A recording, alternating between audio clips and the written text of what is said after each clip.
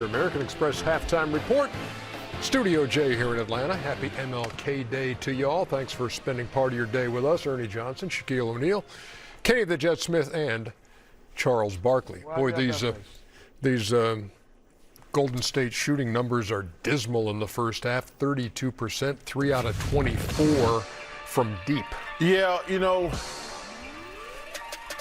Buddy Hield got off to a great start, and he's kind of come back down to earth. Wiggins 0 for 8 in the first half. They're just, listen, you know, Steph has been one of the best ever. He's starting to slow down. Draymond's starting to slow down. They got to figure out, are they just going to take the lose it or make a trade? And that's going to be a big decision because, you know, I saw Steph said, hey, maybe we shouldn't mortgage our future because they're not going to be competitive the next couple of years because their best player got older. They let the other great player go, and they just in trouble right now. They are 1-10 this year when they score under 100. Only happened 3 times all of last year, and they scored 39 in the first half. American Express teammates, let's see what they've cooked up. Underdog and the crew. Okay, Jason Tatum with 10. Porzingis with a dozen on 4 of 11. Celtics shooting 48% compared to 32% for the Warriors. But you see the unicorn, you see Porzingis with 12, and Porzingis on the mind of Dr. O'Neal. Yeah, even though he's 4 out of 11, not really a great percentage, but he's being aggressive. And I like when he aggressively mixes it up. Listen, right here, set the pick right here. Can either pop or roll. He can pop. He has the ability to make the shot. He made the shot, so we'll go with it. I like it. But right here, big guy, high percentage shot right there. I like my big guy shooting. And right here, Ernie, seal, duck in. Yeah, 3 Give seconds. it to him. 3 seconds, ref ain't gonna call it. Stay in there. High percentage jump up right there. Again, in this era that we're playing, guys are gonna play out or they're gonna play in. But when he mixes it up aggressively, Celtics are unbeatable. And if he can play like this for the remainder of the season and stay healthy, I like them to win the championship. Yet, just 19 and what is their record? 10-9 over their last 19 games. Well, I think if you actually, I saw a stat the other day. They just, we always say about the way the NBA is constructed today.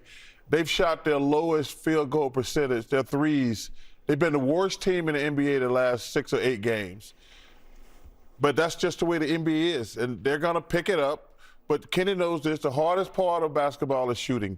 Nobody shoots 100%, but they just going through a doldrum. Brian Windhorst showed their stats. They are one of the worst shooting teams from threes the last month, and it's really shown. And, well, they're number 2 last year, number 16 this year in three-point percentage. Despite the fact that this is just the last 2 games, though. Exactly. But this year, 26 games in which they have missed at least 33 pointers.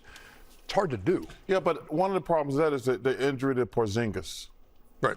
I can't wait to see your pictures. There are none. Why? Because I want to talk about the rebuild. Which rebuild? With Golden State. You know, and they're in a similar situation as what the Lakers are in. At ease. You don't need to run. And yeah, I don't want to beat you on MLK Day anyway. But they're in a similar situation, Lakers, but much different in the same result. Meaning LeBron James, when you're rebuilding around LeBron James, and you say, hey, he's later in his years, he's maybe not the same player, but he's still a great player, or one of the top players in the league.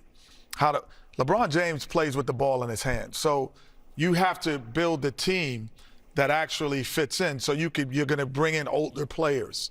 I think with Steph Curry, he actually plays without the ball a lot, and he's running off picks.